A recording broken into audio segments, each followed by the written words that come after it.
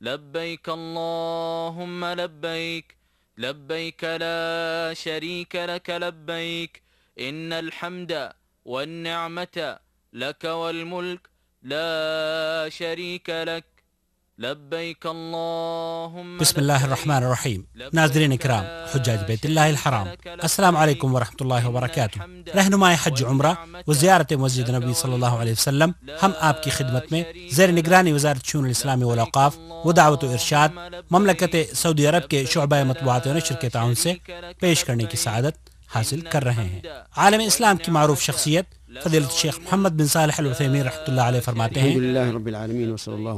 حج اسلام کے 5 بنیادی ارکان میں سے ایک اہم ترین رکن ہے، اور یہ اللہ تعالیٰ کا احسان ہے کہ اس نے اپنے بندوں پر حج زندگی میں ایک بار فرض فرمایا.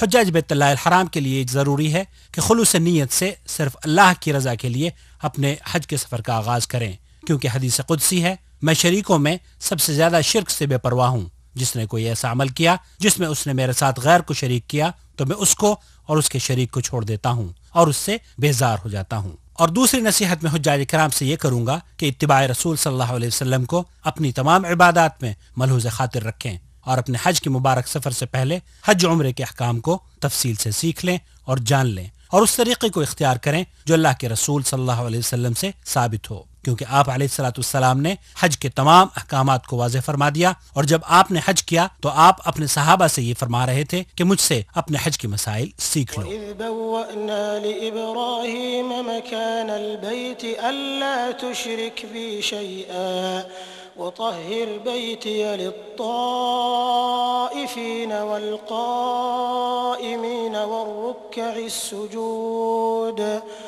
وَأَذِّن فِي النَّاسِ بِالْحَجِّ يَأْتُوكَ رِجَالًا وعلى كل ضامر يأتين من كل فج عميق. مکۃ المکرمہ، روئے زمین پر اللہ اور اس کے رسول صلی اللہ علیہ وسلم کو یہ شہر دنیا کے دوسرے شہروں سے زیادہ محبوب ہے.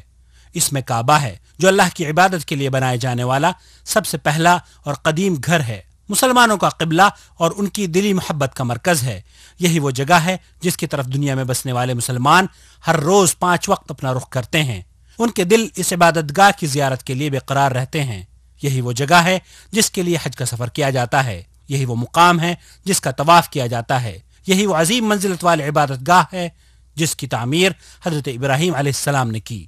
یہی وہ جگہ ہے جس کے ہر چیز کو امن و امان حاصل ہے. یہی وہ مقدس عبادت گاہ ہے جو دنیا میں بسنے والوں کو توحید و امن و سلامتی کا پیغام دیتی ہے. یہی وہ جگہ ہے جہاں ایک نماز 1,00,000 نماز کا درجہ رکھتی ہے. ان اول بیت وضع للناس للذی ببکۃ مبارکا وہدی للعالمین فیہ آیات بینات مقام ابراہیم ومن دخله كان آمنا ولله على الناس حج البيت من استطاع إليه سبيلا ومن كفر فإن الله غني عن العالمين. اللہ رب العالمین نے اس دنیا میں بسنے والوں کی گمراہی کے اندھیروں کو دور کرنے کے لیے اپنے آخری نبی محمد صلی اللہ علیہ وسلم پر دین اسلام جیسی عظیم نعمت کا نزول فرمایا، تاکہ آپ صلی اللہ علیہ وسلم جن و انس پر اس بات کو واضح فرما دیں کہ ان کی تخلیق کا مقصد اللہ رب العالمین کی عبادت ہے. رسول اکرم صلی اللہ علیہ وسلم نے ارشاد فرمایا، اسلام کی بنیاد 5 چیزوں پر ہے: اس بات کی گواہی دینا کہ اللہ کے سوا کوئی معبود نہیں، اور یہ کہ محمد صلی اللہ علیہ وسلم اللہ کے آخری رسول ہیں، اور نماز قائم کرنا، زکوٰۃ دینا، رمضان کے روزے رکھنا، اور حج بیت اللہ.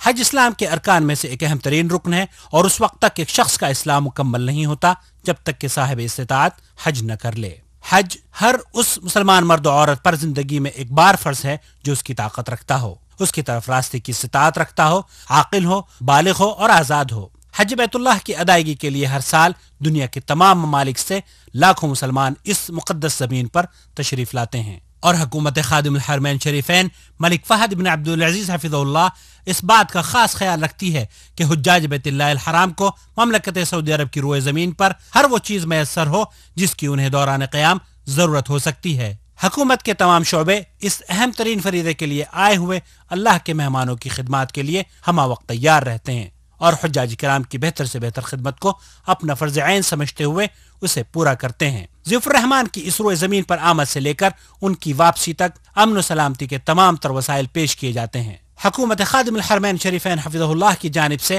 اے اللہ کے مہمانوں، آپ کے لیے، آپ کی راحت کے لیے تمام تر سہولتیں مہیا کی گئی ہیں، ان گنت پروجیکٹس آپ کے لیے کھول دیے گئے ہیں، لہذا ہم اس بلد الحرمین میں آپ کا خیر مقدم کرتے ہیں اور آپ سے درخواست کرتے ہیں کہ اپنے آرام اور سہولیات کے لیے ان چیزوں سے فائدہ اٹھانے میں بالکل تردد نہ کریں۔ ہم اس مقدس سرزمین پر آپ کو خوش آمدید کہتے ہیں۔ الحج اشہر معلومات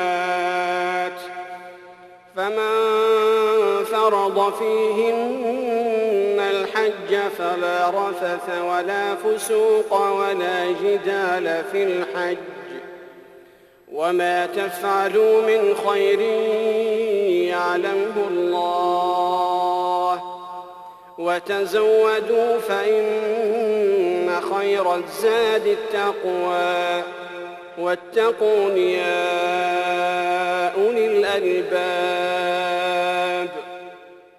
حجاج بیت اللہ الحرام کے لیے یہ جاننا ضروری ہے کہ حج کی 3 قسمیں مشروع ہیں، اور ہر حاجی کے لیے ضروری ہے کہ اسے اس بات کا بخوبی علم ہو کہ وہ حج کی کون سی قسم کے مطابق حج کر رہا ہے۔ حج کی وہ 3 قسمیں ہیں: حج تمتع، حج قران اور حج افراد۔